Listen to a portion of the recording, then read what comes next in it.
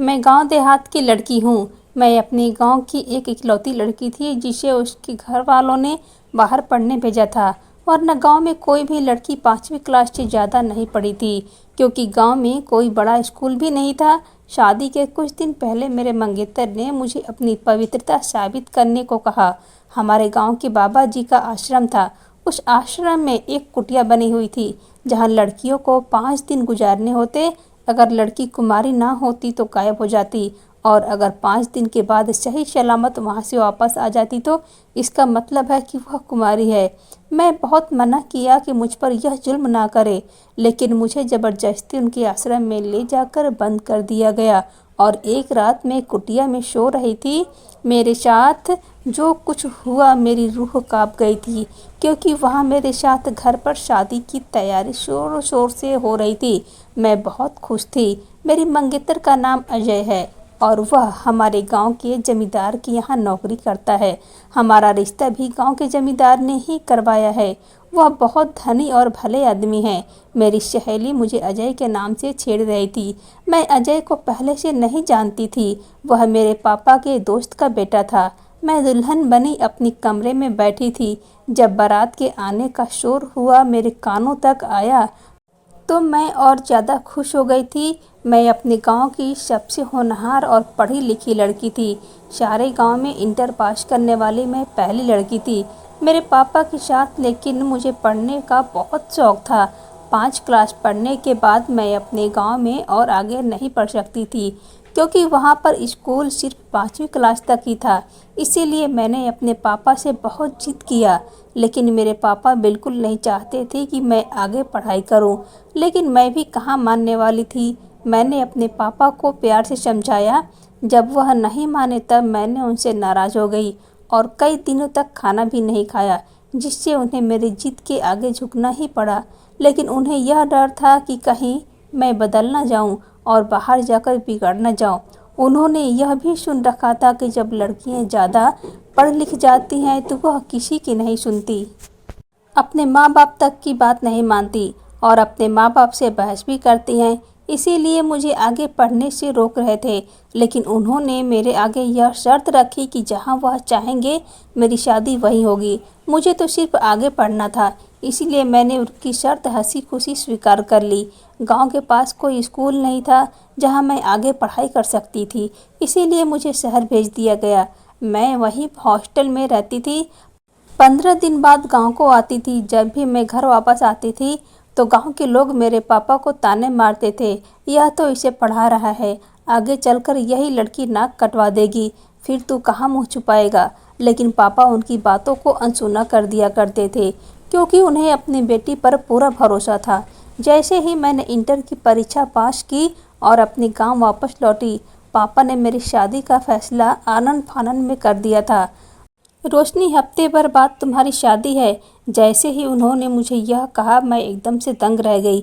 लेकिन पापा ने मुझे पढ़ाई के बदले यह वादा लिया था कि वह जहाँ कहेंगे मैं वहीं शादी करूँगी। फिर मैं भी अपना वादा निभाया, खुशी खुशी शादी के लिए राजी हो गई और शादी को लेकर पापा के कई सवाल नहीं किया था।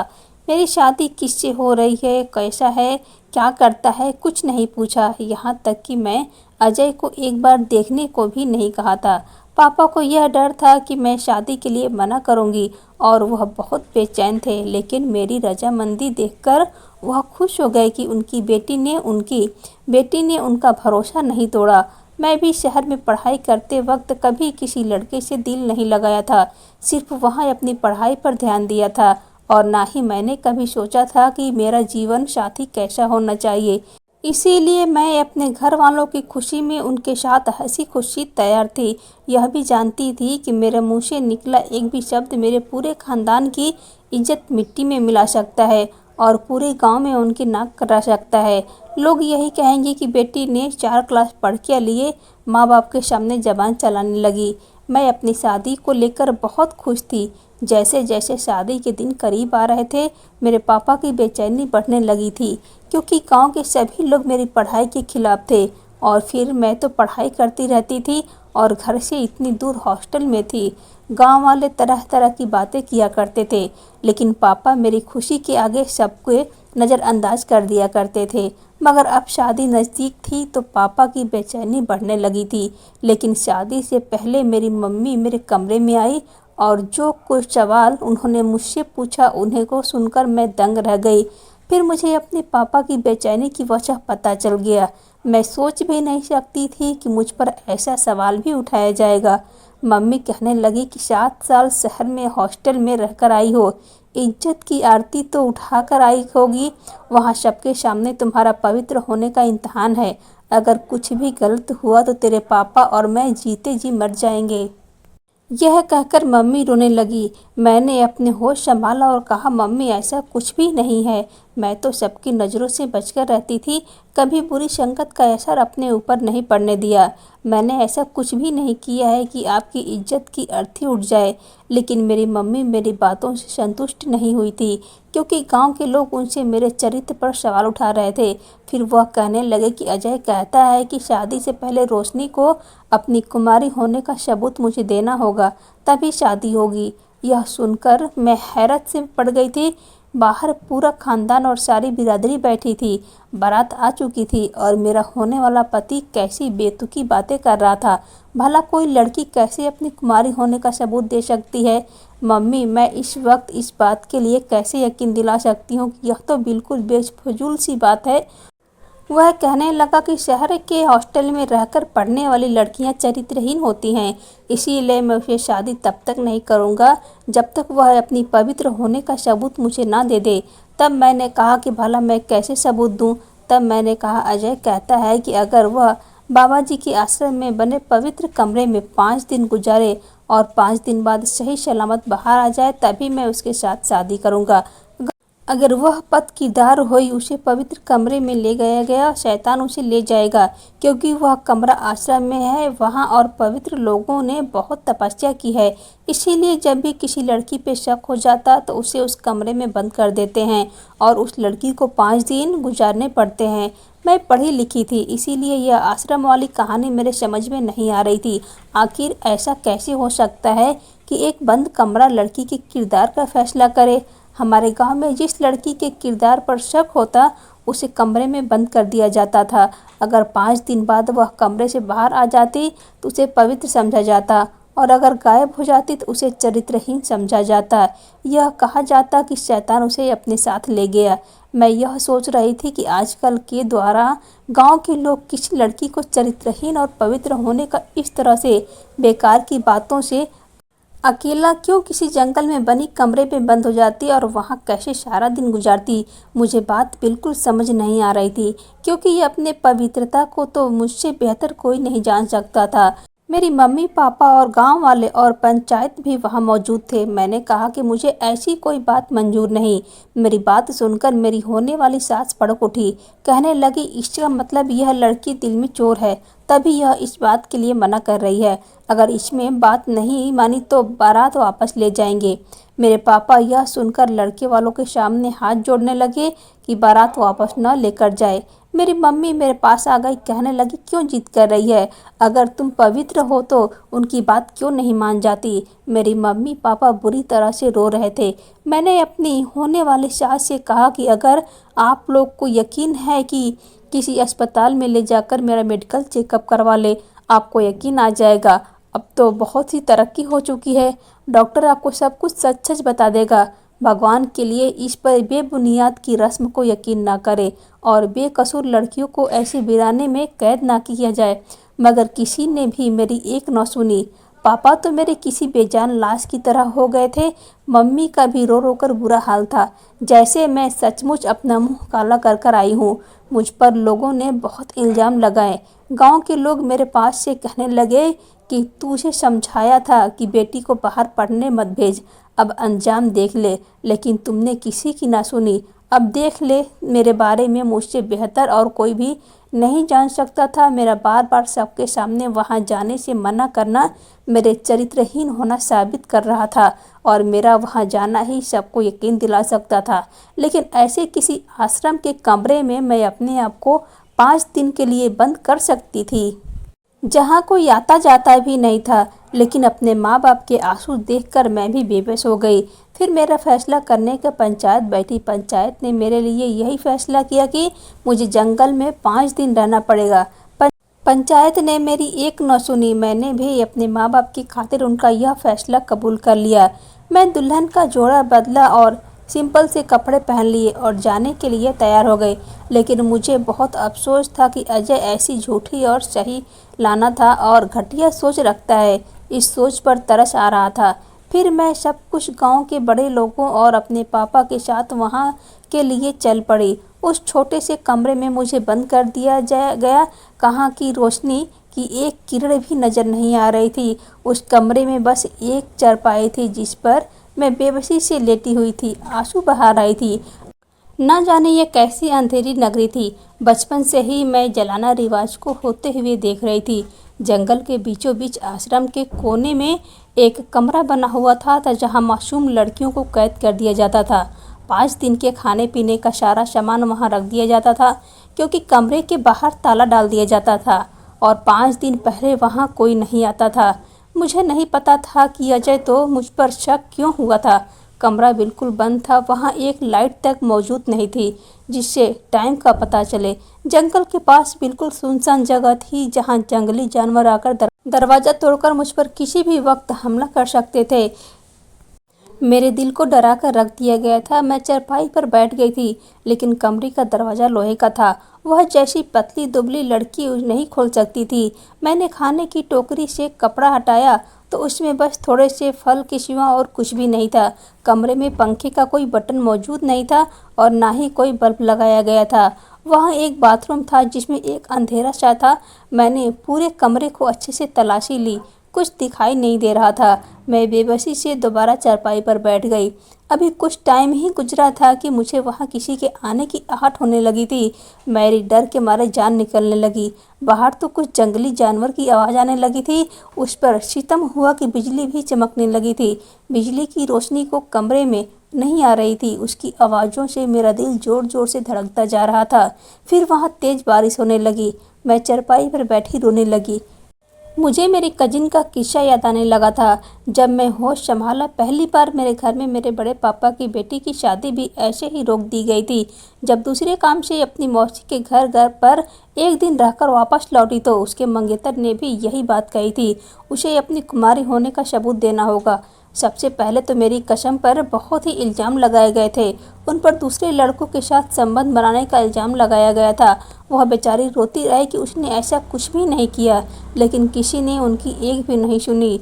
सबको इस कमरे में यकीन था कि तभी यही कहते हैं कि यह पवित्र आश्रम है, पवित्र औरतों के बारे में सच बता देता है। मुझे यह बात आज तक समझ नहीं आ रही थी कि मेरी कजिन को कमरे में बंद कर दिया गया था और वहाँ से ताला लगा दिया गया था और 5 दिन के उनको कुमारी होने का सबूत मिल जाएगा।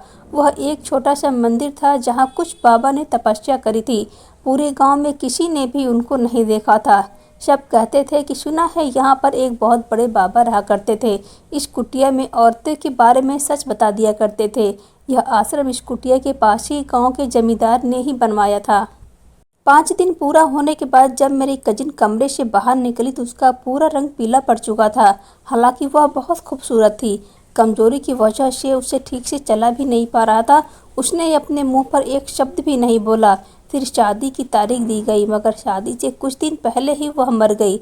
मरते वक्त उसका चेहरा बिल्कुल नीला पड़ चुका था। पूरा गांव कह रहा था कि इसने जहर खा लिया है। मैं उस वक्त सिर्फ 10 साल की थी। मुझे अपनी कजिन की बहुत ज़्यादा लगाव था। उसके मरने पर मैं भी बहुत रोई थी। आज मेरे साथ भी वही शब्द दोहराया जा रहा था। यह सब सोचकर मैं परेशान हो गई थी, लेकिन रोने से कोई फ़ायदा नहीं। मैं भगवान से प्रार्थना करने बैठ गई, शायद मेरी कुछ मदद हो जाती। मैं वॉशरूम में चली गई। अभी हाथ ही धो रही थी कि वॉशरूम के अंदर से खिड़की खुली। मुझे हैरानी हुई, जब कमरे में कोई खिड़की मौजूद ही नहीं थी तो वॉशरूम में खिड़की कैसे हो सकती है। लेकिन जैसे मैंने उस खिड़की से बाहर आने वाले का हाथ देखा तो मेरी जान निकल गई। खिड़की पर एक मर्दाना हाथ देखकर मैं डर गई। पीली पड़ चुकी थी। जल्दी से बाहर निकल गई और दरवाज़ा बंद करके कुंडी लगा दी। फिर सोचने लगी कि शायद यह क्या था, क्या माजरा था। इस कमरे के आसपास तो कोई आता जाता तक नहीं था। फिर जब कमरे में कोई खिड़की ही नहीं तो वॉशरूम में ऐसी खिड़की कैसे हो सकती है। देखने पर वहाँ भी दीवार ही नजर आती थी। फिर यह खिड़की कहाँ से आ गई थी। जब मैं वहाँ से बाहर निकली और दरवाज़ा बंद कर लिया तो कुछ देर तक वहाँ से दरवाज़ा पीटने की आवाज़ आती रही। उस टाइम मेरे हाथ और पैर दोनों डर से काँप रहे थे। मुझे लग रहा था कि मेरा अभी ही हार्ट फेल हो जाएगा। लेकिन वॉशरूम का दरवाज़ा भी लोहे का था, वह इतनी आसानी से खुलने वाला नहीं था। मैं डर के मारे कमरे के कोने में बैठ गई। दरवाज़ा नहीं खुला, किसी की भी आवाज़ सुनाई नहीं दी। बस दरवाज़ा ठक ठक होते हुए जा रहा था। कुछ देर बाद आवाज़ आना भी बंद हो गई। वह कौन था? क्या कोई बनमानुस था? क्योंकि उसके हाथ पर बेतहाशा बाल थे। एक बनमानुस सोच ही कर ही मेरी जान निकलने लगी थी। मैं जंगल के कमरे में थी। यहाँ खतरनाक जानवरों का होना कोई बड़ी बात नहीं थी, लेकिन नींद भी ऐसी चीज़ थी जो हर हाल में आ ही जाती है। मैं रोती रोती कब मेरी आँख लग गई और सुबह उठकर जब मुझे रात का ख्याल आया तो फिर से डरने लगी। पूरे दिन डरते डरते निकल गया। भूख से जब मैं बेहोश होने लगी तब थोड़े से फल खाए। फिर मैंने हिम्मत की और वॉशरूम में गई कि हैरत से मैं पड़ गई कि वहाँ कोई खिड़की नहीं थी, एक दीवार थी। मैं इस कदर से घबराई हुई थी कि मैं जल्दी से वापस कमरे में आ गई। मैं सोचती रही कि खिड़की कहाँ गई। यहाँ से हाथ आया था और उस रात जो मैं दरवाज़ा बजने लगा था तो फिर मैं चौंक कर उठ गई कि कोई भी अंदर कैसे आ सकता है। यहाँ क्या माजरा है। यह कौन था जो रात को वॉशरूम में जाकर कमरे का दरवाज़ा बजाने लगता, जैसे दरवाज़ा तोड़ ही देगा। इन दरवाज़ा के बहुत मजबूत था, आसानी से खुलने वाला नहीं था। मैंने दरवाज़ा नहीं खोला और ना ही कोई आवाज़ की, जैसे मैं कमरे में मौजूद ही नहीं थी। मेरी वहाँ यह दूसरी रात थी। आधी रात को न जाने कौन आकर दरवाज़ा पीटता था। पूरे दिन वहाँ से कोई आवाज़ नहीं आती थी और अगली सुबह मैंने सोच लिया था कि वॉशरूम में जाकर अच्छे से जांच पड़ताल करूँगी। सुबह होते ही मैं अच्छे से वॉशरूम की पड़ताल करने लगी। शुरू की जिस जगह से खिड़की खुली थी वह दिन देखने में दीवार जैसा ही लगती थी। जब मैं ठीक से देखा तो वह सिर्फ देखने में ही नहीं जैसी थी मगर लकड़ी की बनी हुई थी। मैंने उसे बाहर की तरफ से धक्का दिया तो वह नहीं खुला, लेकिन थोड़ी देर मेहनत करने के बाद वह खुल गई। बाहर झाँक कर देखा तो वहाँ और कमरा बना हुआ था। उसके अंदर जाकर देखा तो वहाँ एक सुरंग मिली जो पता नहीं कहाँ जा रही थी। बहुत अंधेरा था, मुझे बहुत डर भी लग रहा था, मगर उस खिड़की के जरिए उस सुरंग में उतर गई। मुझे उम्मीद थी कि शायद मैं यहाँ से बाहर निकल जाऊंगी। मैं डरती डरती आगे बढ़ने लगी। थोड़ी दूर चलकर मुझे रोशनी दिखाई देने लगी। वहाँ पहुंचकर देखा तो वहाँ एक लाइट की बटन था, जिसे दबाने पर पूरी सुरंग में रोशनी हो गई। वहाँ ऊपर की तरफ सीढ़ियाँ जा रही थी। जब मैं उन सीढ़ियों को चढ़ी और वह दरवाज़ा खोलने की कोशिश करी तो वह नहीं खुला। कुछ देर मेहनत करने के बाद दरवाज़ा खुल गया। वह आश्रम का कमरा था, जहाँ आश्रम में दान दक्षिणा रखा जाता था। उस कमरे में पहुंची मैं दंग रह गई कि यह तो मैं आश्रम के अंदर पहुंच गई। उस कमरे में कोई मौजूद नहीं था। मैं भी वहां पहुंचने में बहुत थक गई थी। मैं हैरान थी, ऐसा कैसे हो सकता था। उस कुटिया से आश्रम तक की सुरंग क्यों बनाई गई थी और किसने बनाई थी। उस कमरे का दरवाज़ा बंद था और वहाँ ताला लगा हुआ था। उस कमरे से बाहर कोई भी नहीं आ सकता था, क्योंकि वहाँ का सारा दान रखा जाता था। इसीलिए मैं किसी से मदद के लिए नहीं बुला सकती थी। लेकिन फिर मैंने सोचा कि अगर किसी ने मुझे इस कुटिया के बाहर देख लिया तो मेरे माँ बाप को बातें सुन सुनकर मार ही डालेंगे। फिर मुझे किसी के आने की आहट महसूस हुई। जल्दी से उस सुरंग को बंद किया और वहां रखे हुए बक्सों के पीछे छुप गई। फिर मुझे लगा कि यह लोग मुझे देख लेंगे, मेरी सारी मेहनत बेकार चली जाएगी। जैसे ही मैं 3 लोगों को अंदर आते देखा, उनके देखकर मेरी जान निकल गई। जब तक लोग वहां मौजूद रहे मैं बड़ी खामोशी से वहां पर छुपी रही और उनके जाने का इंतजार करने लगी। फिर वह लोग अपना काम करके वहां से चले गए। आश्रम का भक्तों का दान दिया हुआ रखा जाता था, इसीलिए इस कमरे में कोई भी फालतू आदमी नहीं आ जा सकता था। जो लोग आश्रम में काम करते थे वही लोग यहाँ पर आ सकते थे। मैं बहुत डरी हुई थी, मुझे कुछ भी समझ नहीं आ रहा था। फिर मैंने सोचा कि मैं रात होने का इंतज़ार करती हूँ और देखती हूँ कि कौन है जो वहाँ आकर दरवाज़ा बजाता है और बनमानुस कौन था। यही एक अच्छा मौका था। अब मैं यह सब जानना चाहती थी, क्योंकि बाहर तो मैं यहाँ से नहीं निकल सकती थी, क्योंकि दरवाजे पर ताला लगा हुआ था। थोड़ी देर बाद मुझे वहाँ एक आदमी नज़र आया। उसकी बेटी मेरे साथ हॉस्टल में ही रहती थी, लेकिन वह अमीर थी, इसीलिए हॉस्टल का कमरा उसकी हैसियत के बराबर का ही था। मैं गरीब किसान की बेटी थी, इसीलिए एक छोटे से कमरे में रहती थी। मगर उस लड़की में घमंड नाम का कोई चीज़ नहीं था। जब भी मुझे गांव जाना होता वह मुझे अपने साथ गाड़ी में लेकर जाने की कोशिश करती। गांव पहुंचकर मुझे मेरे घर छोड़ देगी, लेकिन मैं मना कर देती कि मेरे पापा मुझे लेने आएंगे, उनके साथ ही जाऊंगी। मेरी बात सुनकर जमींदार साहब कहते कि बेटा तुम हमारे साथ चलो, मैं तुम्हारे पापा से कह दूंगा कि तुम मेरे साथ आई हो। मैं तुम्हारे पापा से कह दूंगा कि तुम हमारे साथ आई हो। अपनी गाड़ी में ड्राइवर के साथ खुद अपनी बेटी को लेने आते थे। मैं उनकी गाड़ी में बैठ जाती और वो मुझे घर तक छोड़ देते और मेरे पापा कह देते कि यह मेरे साथ आई है। मेरे पापा उनका शुक्रिया अदा करते। कई बार अपनी पढ़ाई की वजह से मैं अपने पापा के साथ जमींदार साहब के महल में भी गई थी। उनकी पोती मेरे क्लास में थी। अगर मुझे कभी भी नोट्स के बारे में पूछना होता तो मैं उसके घर चली जाती। लेकिन आश्रम वाले कमरे में क्या कर रहे थे? मैंने सोच लिया कि आश्रम तो इन्हीं से बनवाया हुआ था, दान का जायजा लेने आए होंगे। मैं बहुत खुश हुई, अब मैं बच जाऊंगी और इन्हीं सबको बता दूंगी कि मेरे साथ 2 रातों से क्या हो रहा है और यह मेरी मदद करेंगे। लेकिन फिर मैंने जो देखा उसे देखकर मैं दंग रह गई कि आज सूरन के दरवाज़ा खोल रहे थे और मैं खामोशी से वहीं बैठी रही और देखती रही आखिरकार यह माजरा क्या है और उनको सुरंग के बारे में कैसे पता चला, कहाँ क्या है। यह सोचकर खुश हो रही थी कि मेरे मसीहा मेरे सामने खड़े हैं जो मुझे बचा लेंगे और मेरी बात ज़रूर समझेंगे, क्योंकि मैं इस कमरे में भागकर निकली हूँ। लेकिन यहाँ तो मामला ही उल्टा था। जमींदार साहब अपने 2 नौकरों के साथ सुरंग के दरवाजे पर खड़े थे। उनके एक नौकर ने बनमानुस के कपड़े पहने, फिर दूसरे ने दरवाज़ा खोल दिया।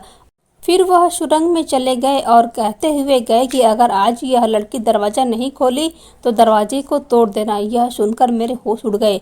वह इंसानी रूप में किसी दरिंदे से कम न था। मेरा दिल घबरा रहा था कि मुझे कमरे में नहीं पकड़ लिया और समझ पाएंगे कि मैं वहाँ से भाग निकली है। इस कमरे में मैं हूँ। अगर इन लोगों ने मुझे ढूंढ लिया तो मुझे जिंदा नहीं छोड़ेंगे। मुझे जल्दी से जल्दी इस कमरे से निकलना था, मगर कैसे? जैसे ही वह तीनों अंदर चले गए मैं बिना सोचे समझे उस दरवाजे से निकली और दरवाजे को ताला डाल दिया था और चाबी भी अपने साथ ही रख लिया था और सबकी नज़रों से बचती हुई आश्रम की दीवार को कूदकर आश्रम से बाहर निकली, जहाँ की मिट्टी गिरी थी, इसीलिए मुझे चोट नहीं आई। और वहाँ से निकलते ही मैं बस अंधाधुन भाग रही थी। मैं नहीं जानती थी कि मेरा क्या अंजाम होगा, मगर मुझे बस अपनी इज्जत बचानी थी। गांव वालों ने सामने इस आश्रम की सच्चाई भी खोलनी थी। इससे लोगों की गलत आस्था और रिवाज जुड़े हुए थे। मेरी कजन के साथ क्या हुआ होगा, यह सच्चाई मुझ पर खुल चुकी थी। वह क्यों मर गई? यकीनन वह जहर खाकर अपनी जान दी होगी। इसीलिए आदमी ने उनको अपनी दरिंदगी का शिकार बनाया होगा। और अपनी कजिन की इस तरह खूबसूरत थे, मेरे दिल से जमींदार के लिए बहुत ही इज्जत थी। मैं इसको अपने दादा जैसी इज्जत करती थी, इसीलिए इसके गलत इरादे नहीं समझ सकी।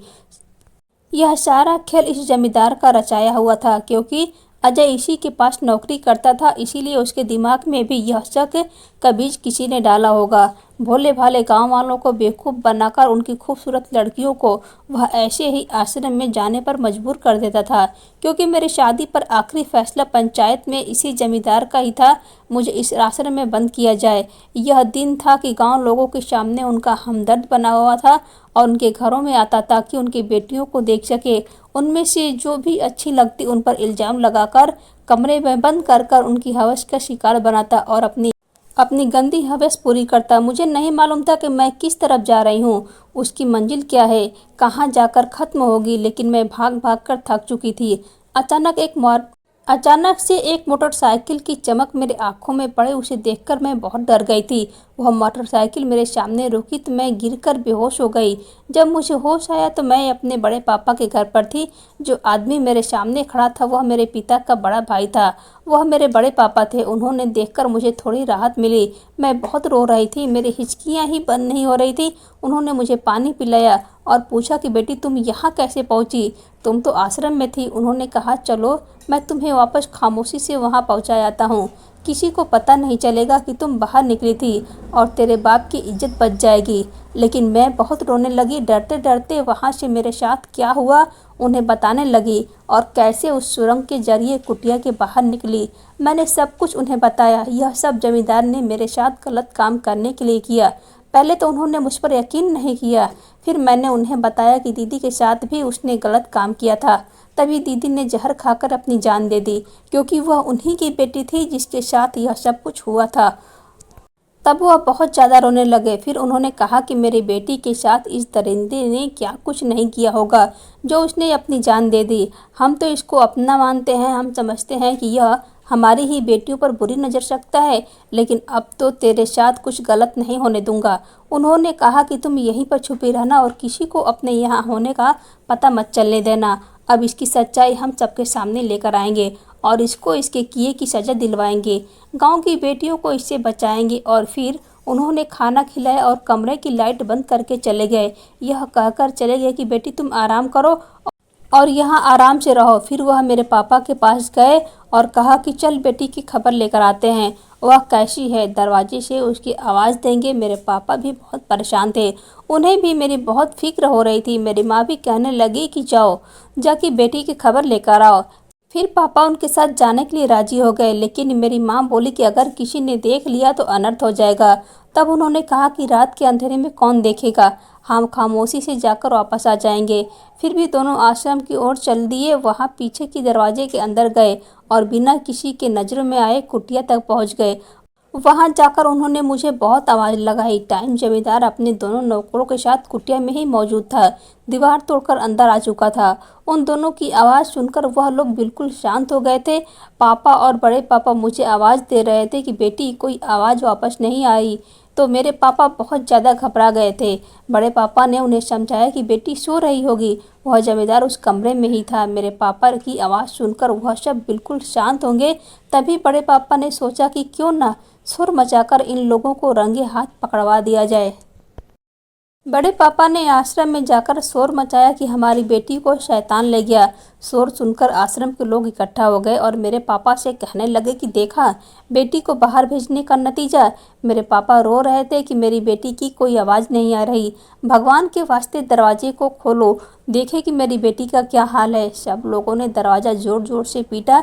जब उन्हें मेरी कोई आवाज़ नहीं आई तो उन लोगों ने दरवाज़ा तोड़ा तो वहाँ की टूटी हुई दीवार देखी। जमींदार पहले ही वहाँ से निकल चुका था, लेकिन बूढ़ा होने की वजह से वो पूरी तरह से उस सुरंग को पार नहीं कर पाया था। और जब लोगों ने उस सुरंग में उसे देखा तो वह सब हैरान रह गए कि भला यह क्या मामला है, आप यहाँ क्या कर रहे हैं, यह दीवार तो टूटी है। बहुत सारे सवाल करने वालों पर उन सवालों पर उनके पास कोई जवाब नहीं था। उसके नौकर को बनमानुष के कपड़ों में देखकर लोग समझ गए कि यहाँ कोई शैतान नहीं बल्कि यह जमींदार लड़कियों को यहाँ से उठा लेता। फिर वहाँ पुलिस को बुलाकर पूरे मामले की जांच कराई और जमींदार को पुलिस के हवाले किया और उसे पूछने लगे कि वह लड़की कहाँ है, और उसे अगवा करने के जुर्म में अंदर करा दिया गया। सब लोग समझ रहे थे कि मुझे कत्ल करके कहीं छुपा दिया है। मेरे पापा को तो रो रो कर बुरा हाल हो गया था कि उनकी बच्ची कहाँ गई थी। मैंने उन्हें बताया कि वह घर पर है और बिल्कुल ठीक है। तब सब लोग मुझे दौड़ते हुए पहुँचे और मुझे सही सलामत देखकर उनकी जान में जान आई और मुझे पूरी जानकारी ली। तब तक अजय भी घर पर पहुंच चुका था और उसने अपने बर्ताव के लिए मुझसे माफ़ी मांगी और घर वालों से भी माफ़ी मांगी और बताया कि मेरे चरित्र होने वाली बात जमींदार ने उसके दिमाग में डाली और यह रिश्ता करने के लिए भी जमींदार ने ही कहा था और उसके माँ बाप के दिमाग में यह शक भी उसी ने डाला था। फिर वह मुझसे माफ़ी मांगने लगा और मेरे माँ बाप से भी, और पूरे गांव वालों में यह तय किया कि अब किसी भी लड़की को किसी भी आश्रम में नहीं भेजा जाएगा। हमें अपनी लड़कियों पर भरोसा करना चाहिए, ना कि किसी और के कहने पर। जमींदार गांव की बहुत सी लड़कियों को अपनी हवस का शिकार बना चुका था। एक एक करके सभी लड़कियों को बयान दिया जिसके साथ यह सब कुछ हो चुका था। अपने नौकर को बनमानुस बनाकर कुटिया में भेजता और लड़की को नशीली दवाई खिलाता जिससे उसके साथ यह सब कुछ ने किया है उसको कुछ पता न चले और जमींदार इज्जत गांव पे बनी रहे। जो लड़कियां उसके काबू में नहीं आती थी वह 5 दिन पूरे होने से पहले ही मार दिया करता था और उन्हें आश्रम में ही कहीं दफना दिया करता था। पुलिस ने पूरे आश्रम की अच्छे से तलाशी की तो वहां पे बहुत से कंकाल निकाले। सारे गांव वाले रो रहे थे कि उन्होंने अपनी बच्चियों के साथ कितना अनर्थ किया है। पूरे आश्रम को तोड़ दिया गया ताकि यह सब दोबारा ना हो सके। अजय रोज आकर मेरे घर वालों से माफ़ी मांगता और मुझे भी जमींदार की बातों में आकर बहुत गलत किया है। किसी की भी बेटी पर इल्ज़ाम लगाए और मेरे घर वालों ने उसे माफ़ कर दिया। मैंने भी उसे माफ़ कर दिया। हमारी शादी की तारीख रख दी गई और हमारी शादी बड़े धूमधाम से हुई और उसने मुझे शादी में यह तोहफ़ा दिया कि मैं आगे जितना चाहूँ उतना पढ़ सकती हूँ। उसने अपना वादा निभाया और मुझे एक डॉक्टर बनाया और मेरे लिए एक छोटा सा अस्पताल भी गांव में ही खुलवा दिया। गांव के लोग भी अब अपनी बेटियों को पढ़ाते हैं। जो पढ़ना नहीं चाहती उन्हें पढ़ने से कोई नहीं रोकता। अब हम दोनों खुशी खुशी रहते हैं। उसने भी अपनी आगे की पढ़ाई पूरी करी और वह भी एक अच्छा वकील बना और जमींदार का केस भी उसी ने लड़ा और उसे सजा भी दिलवाई। दोस्तों, वीडियो कैसा लगा कमेंट करके ज़रूर बताना। वीडियो को लाइक और चैनल को सब्सक्राइब कर देना।